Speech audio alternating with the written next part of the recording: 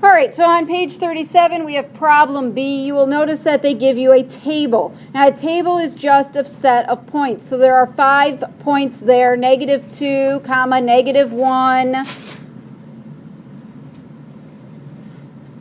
-1, comma, 1, 0, comma, 3. To find the slope, you only need to pick 2 of those points. Once again, just like with the graph, it doesn't matter which 2 you pick. You should get the same answer. So, slope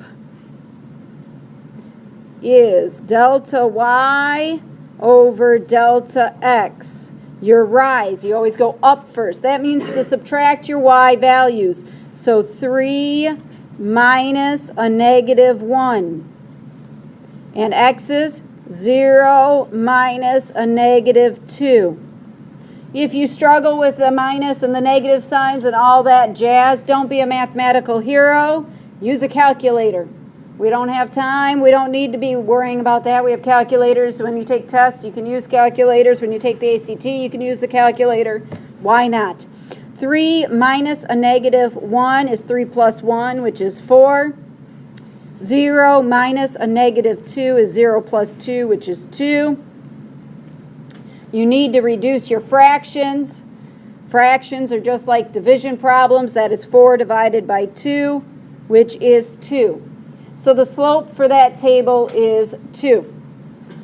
The y-intercept is always the number that goes with 0. X has to be 0, and you want to know what that other number is. So in this case, it's given in the table. The y-intercept is 3. So y equals 2x plus 3 is the y equals equation. All right, table. So we're still on problem B. 1, little b table there. Again, when you try to find the slope, you can pick any 2 points that you wish. So I'm going to skip the negative numbers. I'm going to use 2, comma, 0 and 6, comma, 2.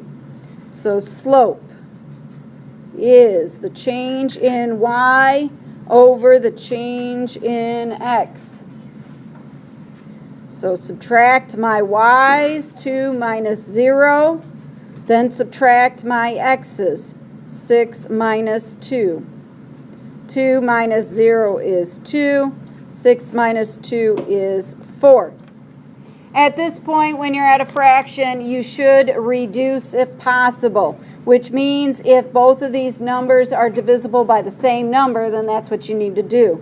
So 2 divided by 2 is 1, and 4 divided by 2 is 2.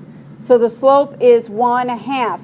Every time we go up 1, we go over 2. Every time the y changes by 1, the x changes by 2.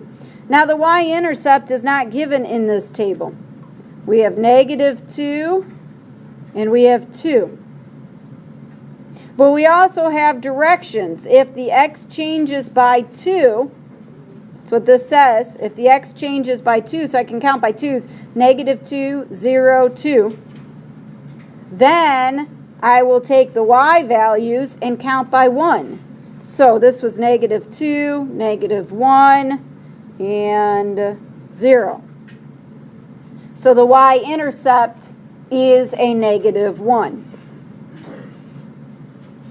All right, so the equation is y equals 1/2 x minus 1 plus a -1 minus 1.